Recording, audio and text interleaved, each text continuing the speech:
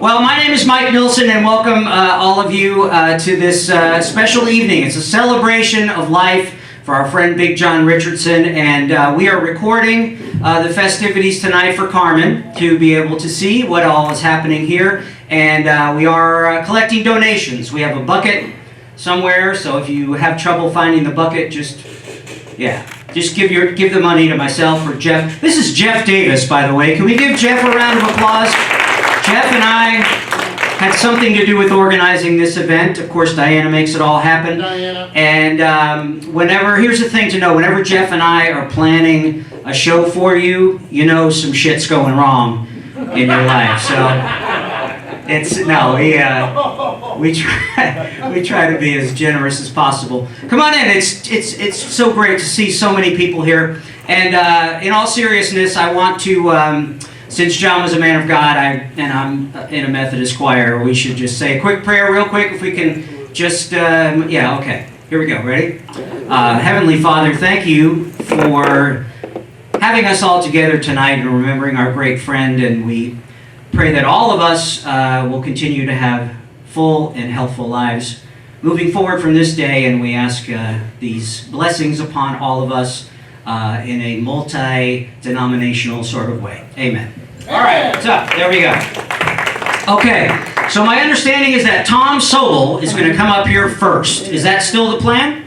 Yes. Will he be the only one? I should tell you, I should tell you guys, I should tell you guys the format. Basically, the microphone's open. I'm done after this, and so when Tom's going to come up, and then whoever wants to come up after Tom. You're welcome. Go ahead, Brett. I'll give Tom the light. I won't do it for years. Give Tom the light, yeah, because we are all going to have to be out of here by 9 o'clock. So, yeah. So I guess there he is. Look, it's Tom. Hey! Okay. It's wonderful to have so much of our comedy community gathered here once again. It's been a long time for me, and I think it's been a long time since there were this many members of the comedy community in one place at the same time. We just need to find better reasons to do it. It shouldn't just happen when we have lost one of our good friends. We should really make the effort to share more of this, as we did for so many years. Big John was, from the broad perspective, Big John was the most beloved member of the staff this club's ever had.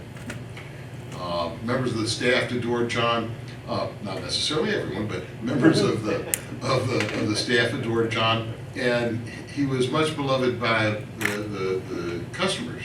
I mean, again, as most of you will remember, John took great pleasure in not only making sure that he checked the IDs of everyone, including those older than I am at 72, but he relished in looking at the IDs of blue-haired old ladies and then accusing them of carrying fakes. It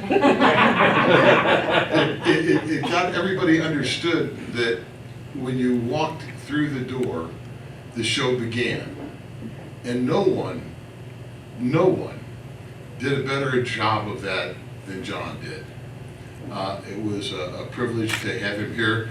And while we're here tonight and honoring John, it would be wrong of me not to also remind everybody that in the 6th grade in Clarksville, Tennessee, John met Torian Hughes. And they went all through school together. They both ended up in the comedy industry, and now we've lost them both. What a shame for two such really fine people. Carmen, I only wish that you were here with us tonight. I know it has to be tough, but know there are a lot of people who are thinking about you and sending all the positive energy we can your way. Okay, folks, that's it for me. Thank you so much for allowing me the opportunity.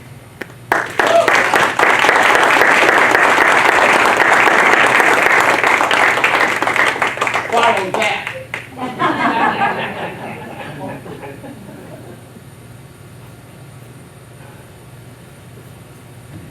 Coming to the stage, Big Rockin' John.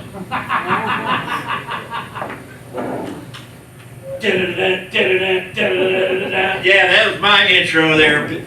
Big John was the first one to introduce me on the stage ever. And I wore my Lions helmet, and we were standing right over there. He asked me, why the Lions helmet? I said, because I'm from Detroit. And it made sense. Actually, John has signed my helmet too. He's the one who signed my helmet. And that's Psalms 37:3, which means live life and do good. So, and I just remember I was up here, and whoever was here back then in 2003, see me with my kilt. And you know it was under the kilt, right? That's right. Because I always used to choke my chicken in the bathroom before I came on stage. And then my cock would hang out in my underwear, so whatever. You had to be there. So, but John was an awesome guy, very awesome. We had the privilege to be at their wedding, him and Carmen. They came to my wife and I's wedding in 2017 when we did our Alice in Wonderland theme.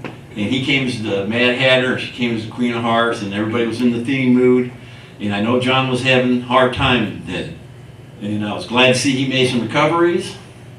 But then it was unfortunate to catch the shocking news. So, but he did take me down to Nashville so we could go do the Last Comic Standing back in the day. And he knew how political it was. I was no clue. I was new. So, but he knew everybody, and everybody knew John down there. I was in royalty there with him, so it was good. But I'm just going to leave you all with this one. This is one of my first jokes I wrote, and then when I ended my first set that John introduced me to do, it goes something like this. So I'm looking at the back of my driver's license the other day, and I noticed there's a spot for your organ donation. So I figure I will literally donate my organ when I pass away. So I went to the doctor, made sure I checked out, and I was sitting in the waiting room after the exam. The doctor came in with a real sullen look.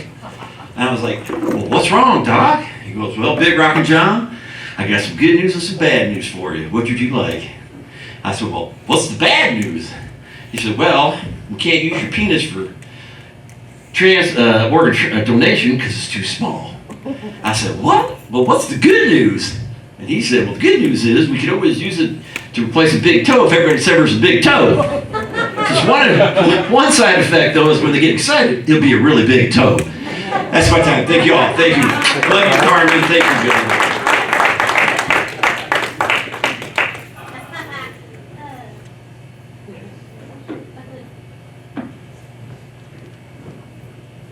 So who the hell is this guy? I'll tell you, when I started here as a dumb 19-year-old kid, Big John was a mentor and a friend and someone who meant a whole lot to me. And I had no choice to look up to him. Mainly because I'm 5'8", but because he was one of the most generous people I've ever met. He always took the time for the younger guys. He always paid attention to our sets, would give us great constructive criticism. And I can never thank him enough for that. He taught me so many life lessons and things that I still carry with me to this day. And I am just standing here today to say thank you, John. Thank you.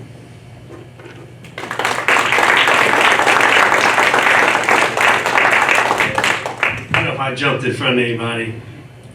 At this point, I'm not really that worried about it. So, I'm here for a few years, and I'm horrible. I mean, let's be clear, you know. But I have a niche. I work in some schools and what have you, and so we get booked, John and I, to a gig in Bloomington. Or no, it's in Brown County. It's a state superintendent's summer, get together, So every superintendent in every school in the state of Indiana that chose to show up with their spouse or girlfriend, what have you, showed up. And so we're going to get this thing together. I have a school background, and I'm trying to remember some things just to get right. John's the guy. I'm opening. He's the guy. So he said, "Can you drive? Can you? I don't have a car. Can you get me there?" So I pull up and get him, and I said, "Listen, John, I'm happy to do this, but can you drive? Because I got to read some notes, man. I got to get tightened up for this these minutes, and yeah, I can do that. I can help you with that. It's no big deal, Buck. You the man. I'll help you with that. So we're all in it. We're going. We're headed that way. Everything's good. And so I'm driving up, and I said, "Do you mind if I drink a beer while I read these notes?" "No, it's your car. You do what you want to do. It's okay with me." So I'm feeling better about the whole trip, and we're getting up there. We get there, and I start observing. I stay in my vehicle, and there's a room 239, and 239 is the wild room. There's where their booze is and whatnot. And so he doesn't need to remember his stuff. He's far smarter than me, and he's remembering these things. And he goes, "Buck, I don't know for sure, but room 239 seems like that's where it's happening, And I'm thinking, well, I'm going to go there later because it's just where the booze room is, man. That's what's happening. We do our sets, and it goes off really well. I want to stay and have a couple beers. He's kind enough to say, "Man, have some beers, and that's okay, and I'll drive home." So we drive back, and everything's cool, and pulls up, comes into his, at that time, I don't think he's married, but he pulls up to his mom's or whoever where I picked him up. And I said, well, I kind of shake too, and go, "Hey man, I appreciate it. Glad we got home safe. It's awesome. Thank you for doing it." He goes, "I'm glad, like I said, we're glad we got home safely." And he goes, "Yeah, me too. I don't even have a license." He said, "You think you was scared? Can you imagine what they do to a black man in Brown County driving a four-wheel drive pickup truck?" He said, "You liable to get loose, but they gonna keep a hold of me." And it's funnier than shit. True story. The guys, the deal. Then, today, and always. Then, God bless.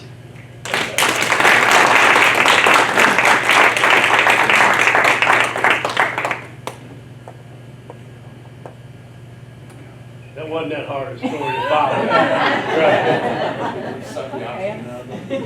follow. Okay, first rule of comedy, you never leave the stage empty. Go for it. Ever. You going, Donna? No, you go. I'll go for I'll you. go up here. Who wants to be next? I want to do something. There you go. I shall bring you up next time. I'm going to be drawing. I got two items. Item number one, I meant to remind everyone that I am sure that the people in Palmyra still love Big John. And they have every reason to. And secondly, well, we'll save that for later.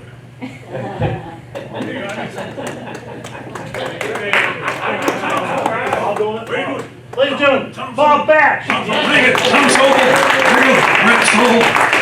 John, wasn't I on that gig with you guys? I think you were. I remember hanging out with a bunch of teachers up there in Indiana, and I just remember you saying it takes a whole lot of guts to turn your back on a 14-year-old. Yeah, exactly. Is that your act? Exactly. I remember that, and it's true, isn't it? Yeah, how about that? Good Lord. Well, the thing about going with someone with John, man, you were taken care of. I remember going places where they'd never seen a black man before, and you come walking into town, and of course he's huge, he's got the dreadlocks, and they're just looking at him like, and by the time we left town, they thought they met Jesus. And they were all best friends and loved him. I mean, he was an incredible guy, man.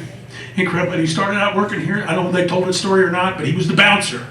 He checked the IDs at the door, and people started coming here just to see him. They weren't coming to see the show. They weren't even coming necessarily to get a drink. They just wanted to come here and see Big John. And he'd be out in the hallway, then he'd get on stage. I don't know if you guys remember this. He'd say, "I'm pretty funny, but I must not be that funny. I got to work the door too."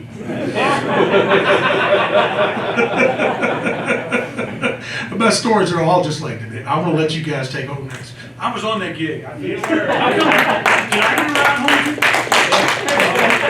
Next up, ladies and gentlemen, Dr. Cliff Kuhn, the laugh doctor. Bob, you had to ride in the bed of the truck. What happened? Hi. How you doing? Hi, Cliff. Anybody thinking of Santa Claus right now?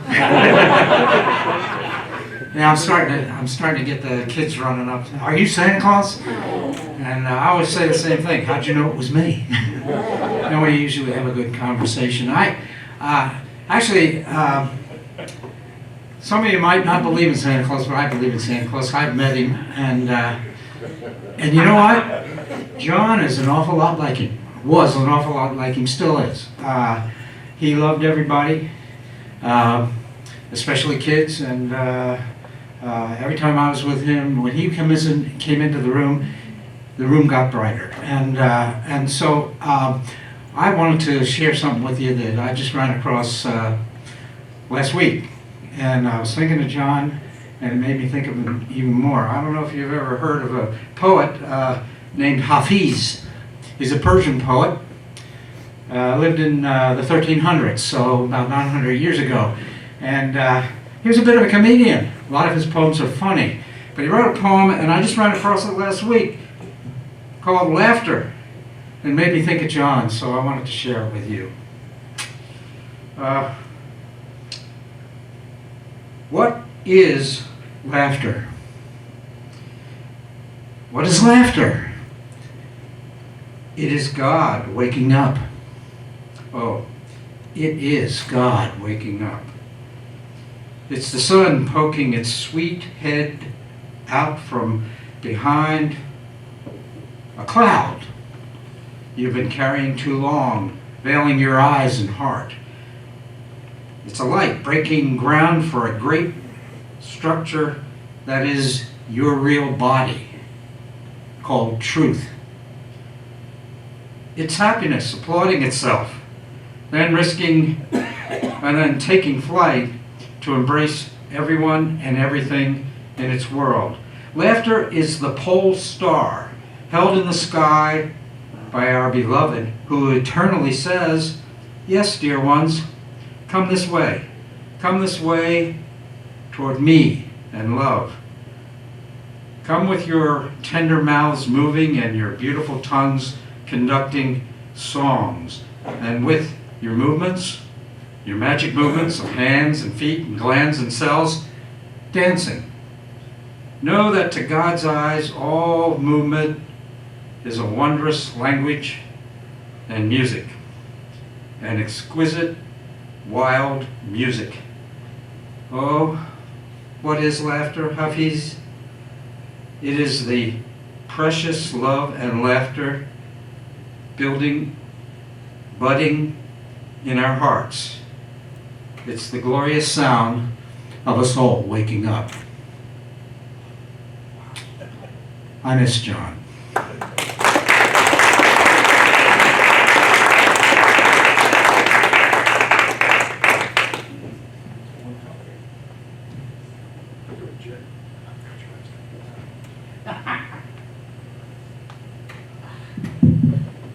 Well, my name is Jerry. Me and John go back to when I first started comedy back in 2005. Now, back then, I was young, dumb, and stupid. Now I'm just old and stupid. But the reality of it was, I thought I knew it all. And Tom Sobel tried to tell me, you know what, your act really is not appropriate for a big-time stage. And I didn't want to take that for an answer, even though looking back years later, I realized that Tom kind of knew what he was talking about with comedy. But I decided, and I think Tom would probably agree this worked out for everybody.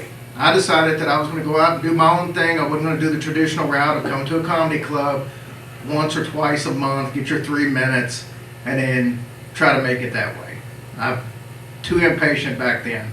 So what I did was I went to a bunch of the bars around town, and I got it set up to start my own open mics or do my own comedy shows there. And then I invited a lot of the local comedians to come. And Brian, who was up here earlier, was one of the first ones. And Earl Hardiker, who lives, wishes he could be here, but lives in Pensacola, Florida now. And then Big John. And you know, Big John said something to me a couple of months ago, actually, that he wishes we could get together and do a little reunion because he felt like that he got more experience because we were literally doing 3, 4, 5 open mics a week. And he felt like that really helped him in his improvement. And so the other comedians. But what John will never realize is that he meant way more to me than I meant to him. Because his mentorship was something that, as Brian said, I'll remember the rest of my life. Because he was, he didn't care who you were.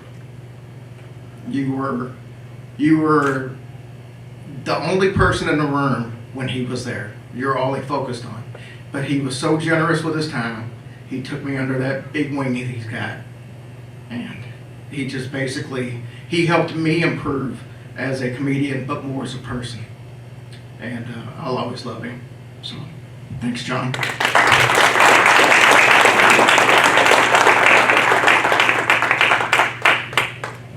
Well, I figured I might as well come up and say something too, because I was one of the original door staff here in 2001. That was back when I started.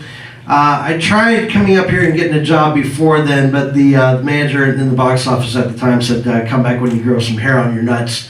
So when I did, I came back, applied for the job, got it like right away because she remembered saying that to me. And at the time, I dyed my hair black, like for that Halloween, like the year before, and I had tried bleaching it, only I'm a very impatient person and would not let the bleach really like set in, so my hair ended up being like triple tone, like orange and yellow and reds, and it was a mess. And it was okay, and some people also said I had a mullet. I don't know if that's true, and I just know that when I first came to work here, Selena, who was the box office manager at the time, had originally put me under the tutelage of Adam White. Everybody here knows it. Adam's a great guy. He really is. It's just that I guess on like a certain level we just weren't really like clicking because we're both kind of like introverted, so we didn't really like talk to each other a whole lot. But it wasn't a time at all before John like picked up on me, and he was, like Jerry was talking about, he's that dude. Man, come on, I'll take you under my wing, I'll show you around, introduce you to everybody, I'll make you feel at home in no time. And that is so important when you're new to a place and you don't know anybody, to have somebody take you under their wing like that. And Big John and I mean, we spent a lot of time during the first couple of years, because John didn't drive. He didn't have a driver's license, and I did. So I volunteered to drive him home a lot. We spent a lot of time on those drives home after work, talking about more than just comedy, talking about life, love, relationships, and I didn't realize, because John moved out to E-Town. He moved out to E-Town. So I hadn't really talked to him in maybe 12 years or something like that. And just by happenstance, I ran into Dwight Angelo a few days before the news came out that John had passed. Dwight kind of told me what was going on. I didn't really know how serious the condition was. I didn't know that John was near death. I had no idea. So this really it came as a shock to me when I actually heard the news. But I just wanted to get up here and just say that, I'll never forget him. I mean, he was a great guy. He was so funny, and just as Jerry was talking about, his professional demeanor as well. I mean, if there was ever a definition of dressing for the job you want, while the rest of us would stand there at the at the bottom of the stairs wearing our khakis and our comedy Caravan polos or whatever. How did John dress? Dressed to the nines, didn't he? Always dressed in suit and tie. He did not want to just be an employee of this. I'm pretty sure he wanted to be the next owner of the club. And he would have made a fantastic owner too, because he had such a sense about comedy and such a sense about the business and being that bright, shining face that people see when they first walk in the door. The person who actually takes you by the hand and says, "Hey man, thanks for coming back. Welcome to the club. Here, let me show you around while we're at it." Guys, thank you for coming out to Big John's Memorial. I love you, John. You always remember you, buddy. For the record, that was Ed Black. Do me a favor, guys. If you go on stage, say your name so Carl knows who you are for the video, okay? Thanks. Short girl. Hey, I'm Teresa McCammon. It's good to see everybody, but damn, we all got old. 15 years ago, I got divorced, and I was at work one day, and somebody said, "You need to go up on stage and do an open mic." And I said, "Okay." And somehow I don't know how it happened, I got on some show that was here called Funniest Moms in America. first time up on stage. And it was Big John in the corner after that who took me aside and said, I see something, you're likable, you need to come back. What he doesn't know is in many ways he saved my life because he made me find who I was. And I'm sure that was for many of you when you're a little lost. And so it was wonderful that I could come down and meet all of you all through the years and do comedy and eventually get to the point of being believable. And he would coach me and egg me on, and I believed in him when he knew you're ready for that, and in featuring. Lost two mentors this year, the other being Donna Carter.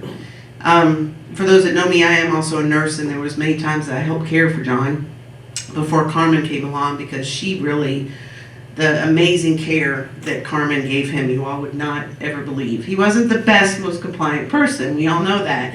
And she sustained him. She is why he continued as long as he did.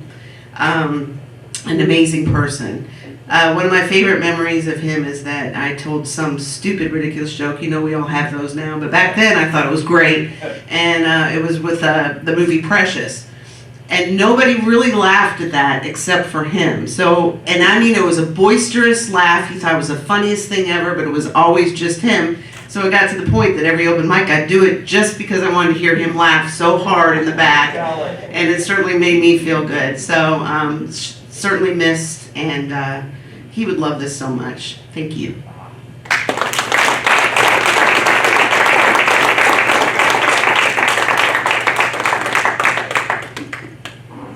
Did you guys listen earlier? Never leave a dead stage. Okay. Who's going up? Okay.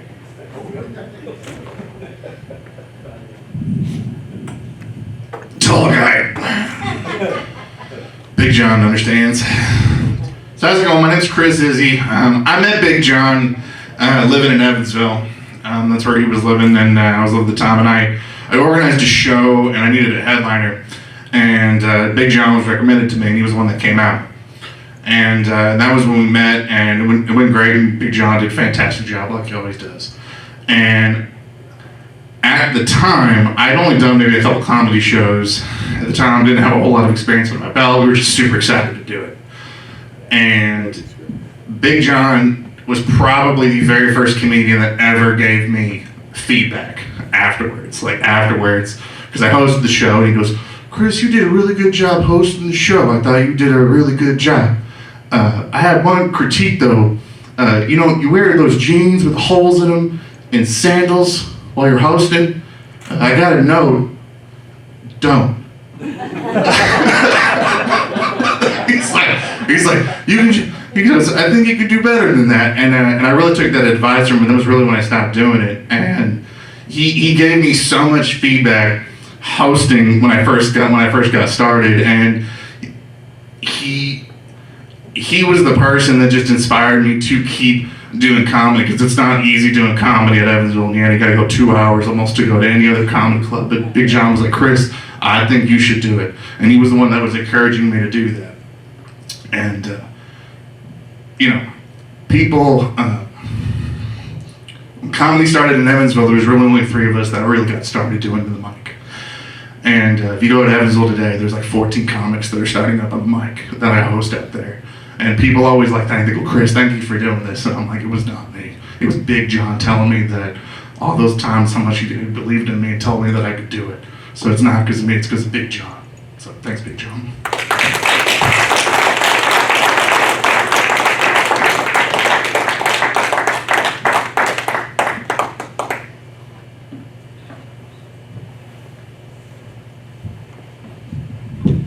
Okay, my name's Steve Matthews, and I remember seeing John here on stage back in the late 90s, where he was one of those people that I always admired. I mean, incredible comic that you all knew. He had an indomitable spirit, which could not be deterred by me, who is the type of person who can complain about anything, and he always heard it, and it never deterred him from always being a friend. But I always tell this silly story about how he got me back. Now, like I said, he's a great comic. He had a really unbreakable spirit. But did you know he could have been a sniper in the military? And I tell this because they had the Halloween parade going on out here one year, and I'm out there taking pictures. And the club here had their car coming out, and I see John is in the passenger seat. So I want to get his picture, and I was like, John, over here. I'm just trying to get him to look. I have the camera up, and just as I'm about to snap the photo, boom! He got me right in between the eyes with a piece of candy. What showed up on film is him with a grin. Whoever did this caricature captured him perfectly. But I know that's a silly thing to remember, but that's the best laugh I ever got. And if I ever find that picture, I'll post it. Miss you, John. You're the greatest.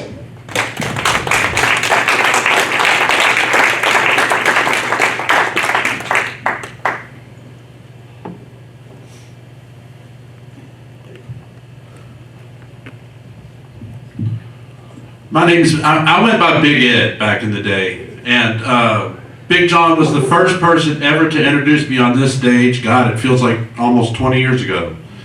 And it was a dare, but John was so encouraging after the set. He goes, you need to come back. I seen something in you. And whether it was your first time or your 20th time, he was your best friend when you were here. And when he greeted you at that front door with that big smile, you knew you was going to have fun that night. And he probably introduced me 24 times here. And he was always a great person to be around.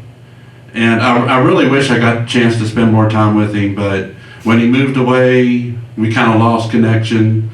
I know a lot of you did keep in touch with him, but he was so important in my early comedy days that I wanted to come here and pay tribute to him. And love you, Big John.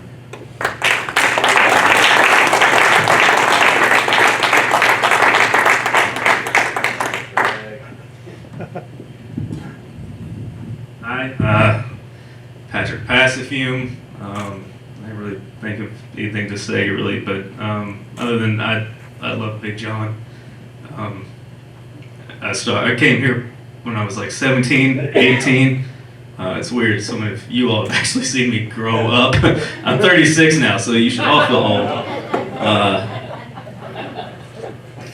I started coming around, and for whatever reason, John and a few other people, but John in particular, he saw something. I don't know what he saw. Yeah, he saw that I had a working car. That was part of it, but that was some part of it. But I was, just like every new comic, just terrible, and probably not much better now, but maybe a little bit. But for whatever reason, he decided he was going to take me on the road with him and really teach me how to be a comic and how to do comedy. And we did. I mean, it was just all like hell gigs. The ones that, especially, they would really like tune you up. I mean, I remember one time we did a show with Stuart Huff. It was like a country club, and there was literally just picnic tables, no lights, no mic. And I'm like, oh, there's no show. And he's like, baby boy, there is a show. And we did it, and it was awesome. I didn't book it. I don't know who booked it. It may not have been you. I don't know. Who knows? But where have you heard about it first? But we did, we do all these weird, like, crazy biker bars and shit. I'm, like, nervous. I mean, for me, but then also John, and then he goes in and just annihilates, because he's Big John. Everybody loved Big John. I don't know. He, outside of comedy, just trying to teach me how to be a better comic. He was always there for me. For everything. I mean, this place, I grew up in this place. I mean, this was like my home away from home. This was my church, my therapy. I mean, everything was here.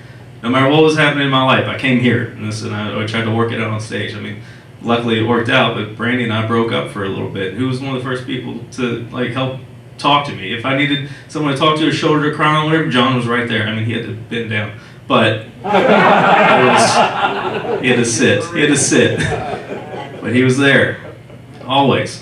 When we got married, he was an usher at our wedding. And he loved that job. he took it so. I mean, it was like he was working the door at the club, and people loved it. I mean, There's so many pictures that we have of him just walking our grandparents down the aisle. I mean, it's adorable. He had a suit on, and he was so amazing. And he was always. It's weird how this works sometimes, but even though we moved away, and we didn't see each other very often, but he always seemed to like message me or call me when I just needed some like affirmation. And it's not like I mean, maybe he saw me on Facebook or something. I was posting a lot of shit back then, but I don't know. I just maybe had like a sense of it, and he would call me and just go, "Hey, the decisions you're making are good. Like, don't question yourself," And he actually called me, about a week or two before he passed, and we were on our way to Kentucky Kingdom with the kids, and it was. I mean, I'll keep that conversation between us, but it was again one of those where he was just like, "Hey, the things you're doing are the right moves, and don't worry about anything else." And it was just weird. It was like this perfect timing for when I needed to hear it. And sorry I'm rambling, but I I miss Big John.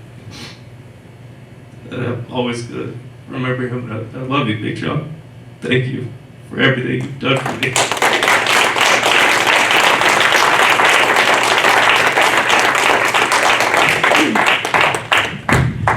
Well, I'm Donna Watts, and I was known to Big John as Sweet Corn. Not a summer goes by that I don't think of Big John when I go to Paul's Fruit Market, because I see the sweet corn. Big John, he was, I remember this was hilarious. It was one February, I was emceeing here, and he was working the door and stuff, and the National Farm Machinery Show and Championship Tractor Pull was here in town. And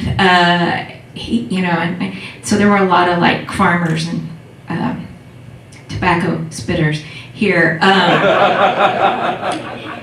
And so I was kind of getting heckled by a couple of these guys, and I couldn't figure out exactly what they were saying. And finally, I recognized very clearly this guy saying, "You're really funny, Sweet Corn." And I know I must have been the hair reminiscent of corn silk. I don't know. But so anyway, so I got off stage, and Big John was just dying laughing. He goes, "Okay, did I hear that right? Did that guy call you Sweet Corn?" And I was like, "Yeah, he did." And he goes, "Oh my gosh, that's perfect." And since then, he called me Sweet Corn. I don't care where it was. He could send me something on Facebook. "Hey, Sweet Corn," every birthday. It was "Happy Birthday, Sweet Corn." And so that's how I always remember him. Also, one other thing, this dude could get food anywhere you did a gig.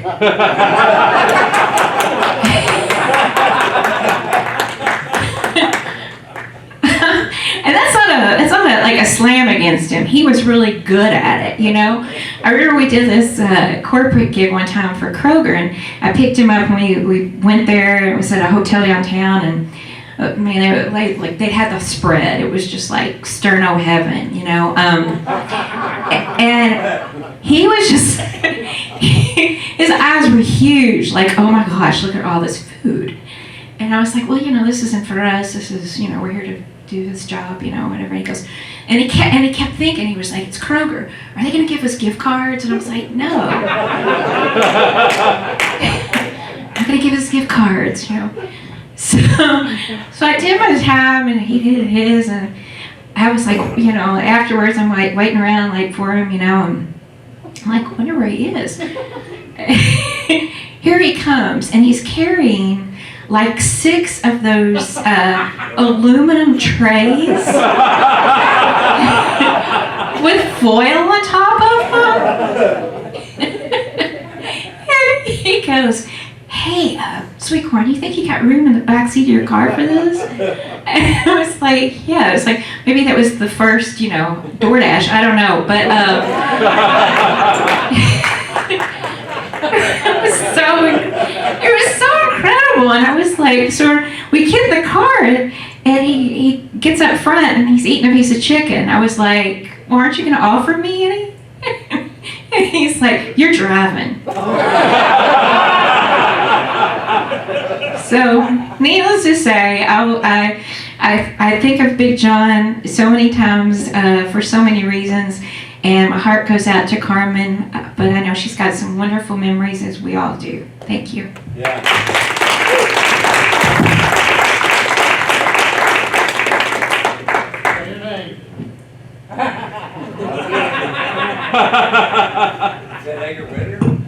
Not anymore. Like I've never heard that before. Come on, Edgar Winter, please.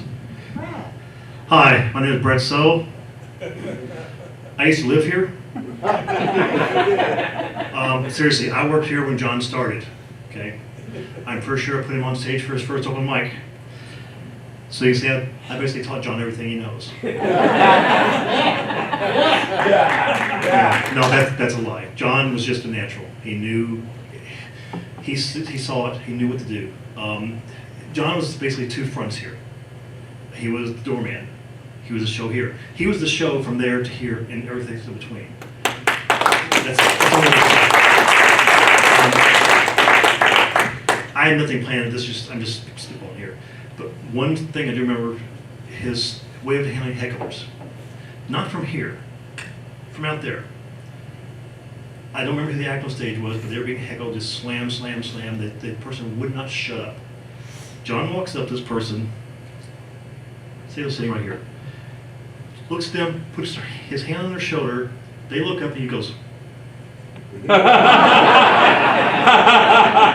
were quiet the rest of the show. Not a word. It was the kindest way of telling somebody to shut the fuck up. I'm not going to say the F word because, karma, okay? I don't know. Somebody else is going to drop it after I get to a guarantee. I don't know what to say about John. It's like, he was more than a friend. He was more than... I'm just... The only way I can say this, you saw Eustace's act, right? What was the last thing John always said to close the night? Or to close the act? God loves you, so do I. John, God loves you, so do we.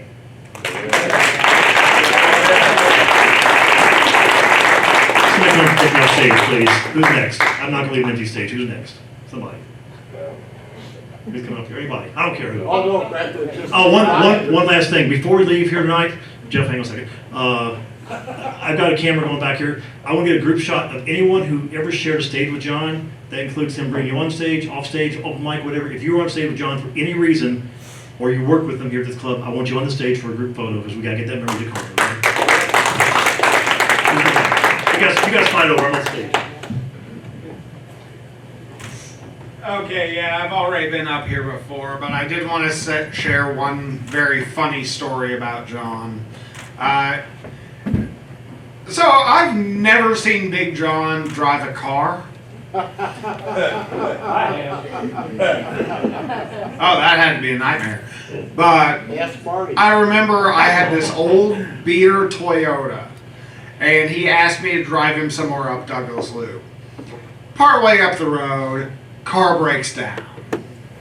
And while the flashers are on, cop comes up behind us. She asks us for all our information. We give her our driver's licenses. And I don't think anything of it. I'm a dumb young kid. And John looks over at me at one point and goes, "Oh, thank God you're white." And I'm like, "Why?" And he's like, because if you were a black guy, we would both be face down on the pavement, handcuffed right now." And I'm like, "Oh, wait, is racism still a thing?" Because this was like 2004. I didn't know. I was a sheltered ass white kid. But like when he said that, like, yeah, that was an eye-opening moment. And Jeff wants to come back up here and close out the show, and that was just a funny story I thought I'd share.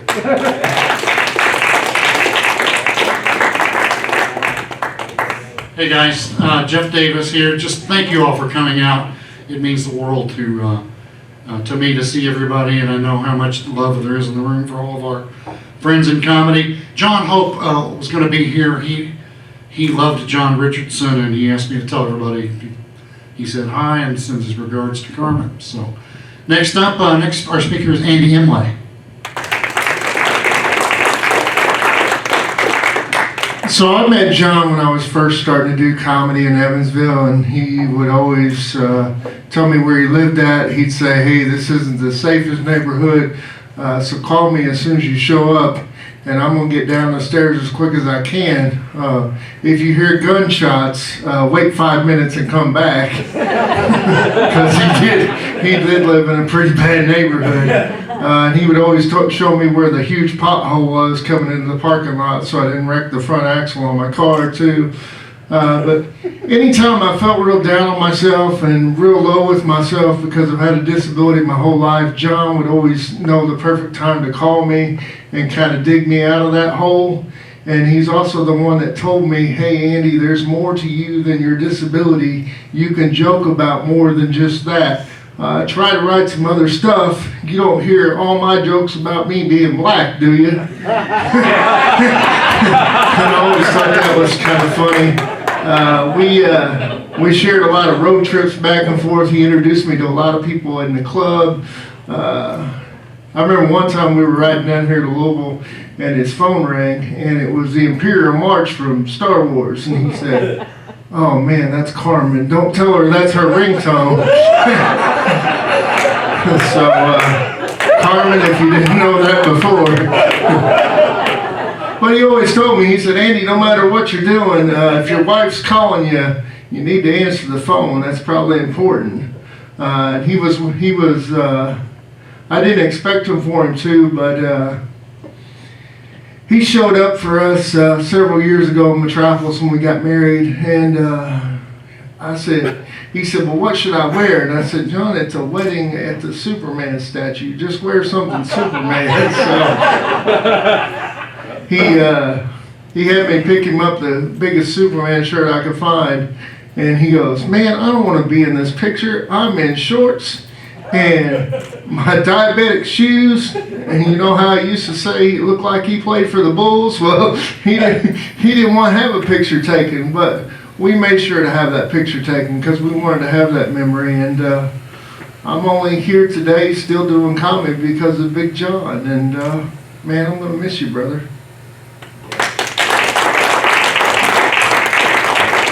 Thank you, Andy. Next.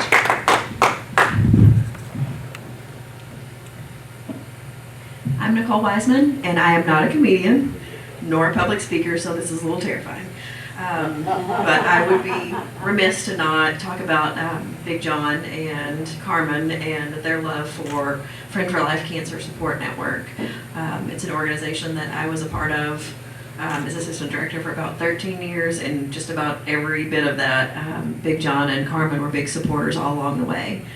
So I have been here on the stage not doing comedy, much like now, but introducing them, and they've done, as quite a few of you in this room actually have done comedy shows in support of Friend for Life. So I'm very appreciative of him and for that, and for his great support of Friend for Life, and Carmen of her support of him and us, and yeah, all those things. And he was just the greatest human. He just was. And it's really great to hear what everybody else has shared about him. Truly, that smile is it. So I'm very, very appreciative of him and miss him very much.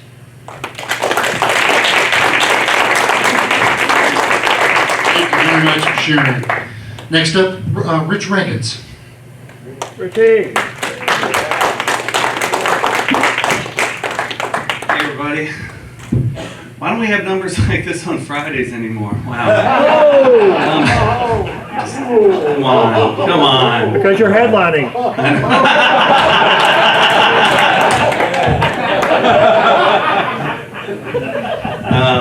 How about Big John? How about our Big John, man? Our dude. He was everybody's dude, wasn't he? Everybody here, he was my brother, he was my dad, he was my cousin, he was my comedy peer, he was anything you needed him to be, wasn't he? Yeah, and when I started, I was a little cocky. No, yeah. No, really. And I wouldn't let Tom Sobel tell me nothing. They tell me nothing. But all the stuff Sobel told me, Big John would gently share with me. They were both right every time. You know, I think Pat Passafume said it perfectly. For once.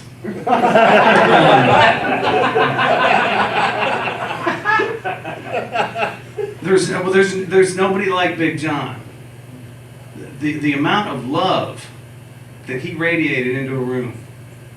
You know, I remember for years, when we started out about the same time, I'd ask Tom and he'd be like, it was 1984 and 1985 on July 21st. 15. I have it right here in my notes. So, but remember that? How you doing, folks? He'd say that to every single person when they came. He beamed and radiated love to every single person that came through that door. Peace and love is what he shared with all of us at all times. And I mean, it's not just the greatest thing of all time that he had just truckloads of for everybody. It's what everybody needs. So, here's to you, Big John. I love you, buddy. We're going to miss you. Thank you.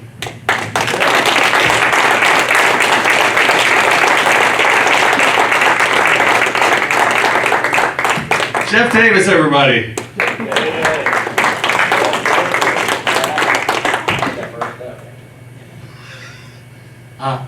At this time, I'd like to invite anybody else who's been kind of biding their time to come up and speak. Anybody else want to come up and speak? Going once. Mike Nielsen. Let's welcome back to the stage our host of tonight's show, Mike Nielsen, ladies and gentlemen.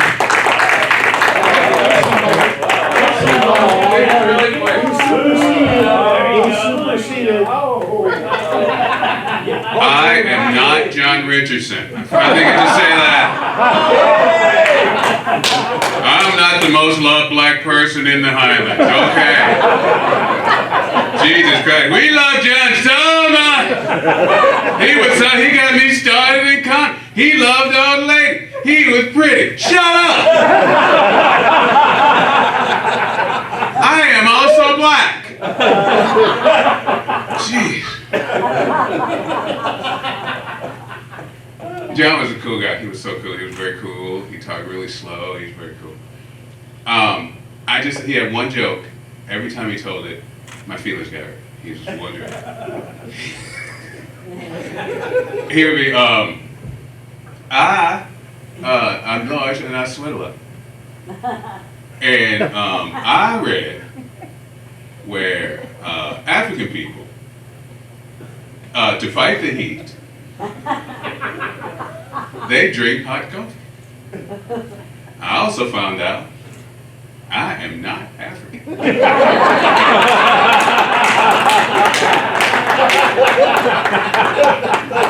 That was it. That's all I would do. We miss you, John. Thank you for being you, man.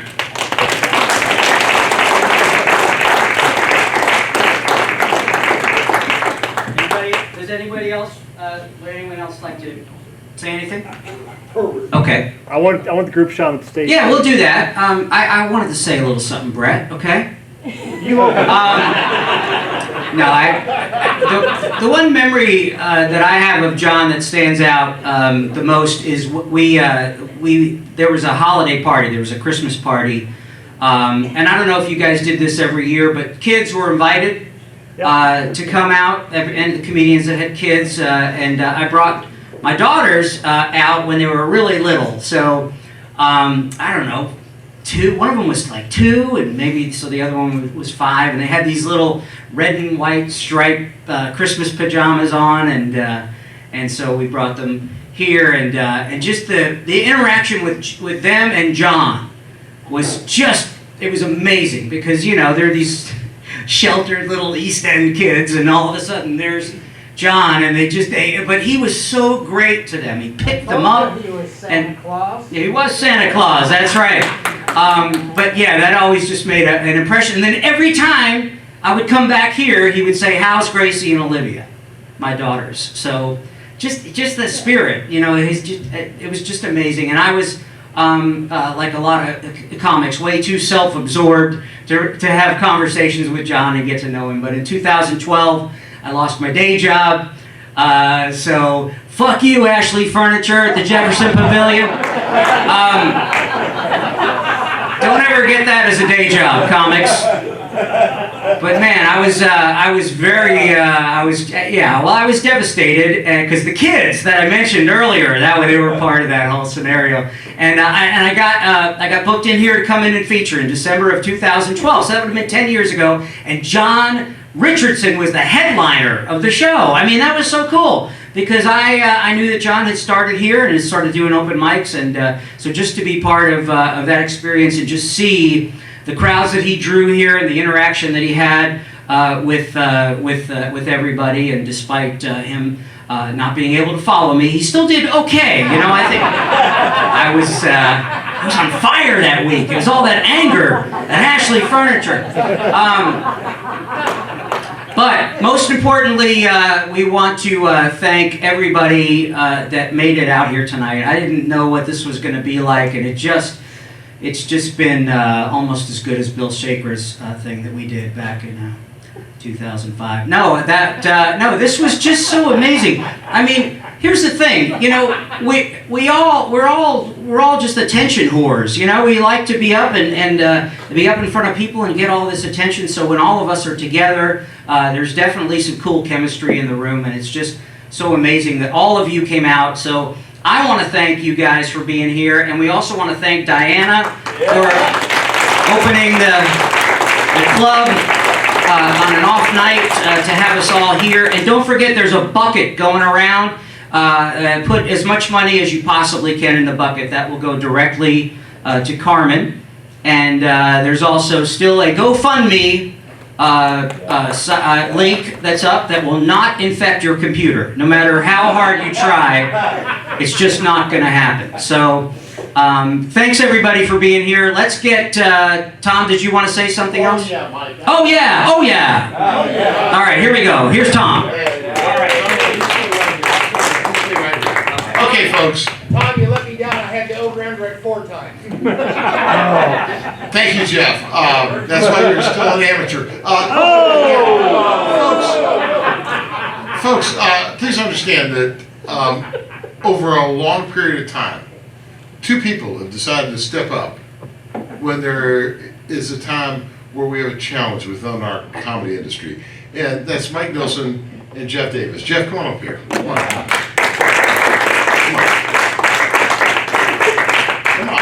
Don't be so fucking slow.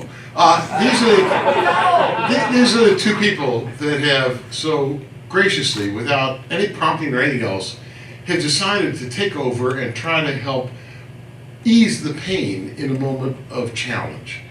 They've helped raise money, not just for Bill Sager, but for Amos Chang, who's here tonight, on multiple occasions. And their selfless efforts to help everyone is something that none of us should ever forget. And I ask everyone at this point, please let them know our appreciation.